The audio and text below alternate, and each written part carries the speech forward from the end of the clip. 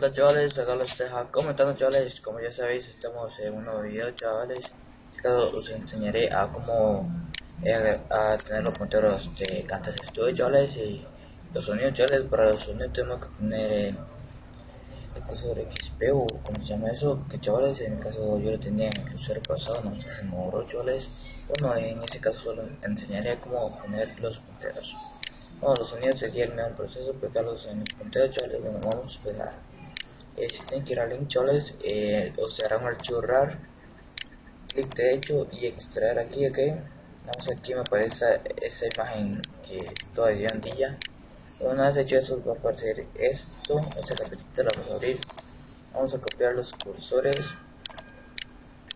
Entonces vamos a ir a la inicio, equipo, lo C, Windows y donde diga cursor.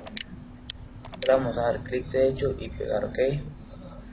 Yo no lo pego porque yo lo tengo chavales. Y bueno, con los sonidos se tiene un proceso, hacen lo mismo y todo ok. Bueno chavales, para poner los punteros lo que tenemos que hacer es darle clic izquierdo. Le tenemos que dar donde dice la pestaña de personalizar chavales. Una vez hecho eso, estamos en cambiar puntero del mouse.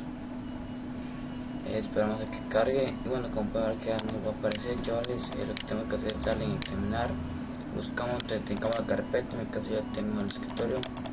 Ahora chavales, ahí ponemos los punteros que queramos. Acá en mi caso voy a darle en abrir. Es decir, una vez hecho eso le vamos a dar en guardar, ok, para que se guarde. Si no, no se guardará aquí chavales. Bueno, y luego le van a aplicar y aceptar y ya tendrían el puntero chavales. Espero que el video os haya gustado. Si os gustó, no se olviden darle me gusta, suscribirse y nos vemos en el próximo video. Adiós.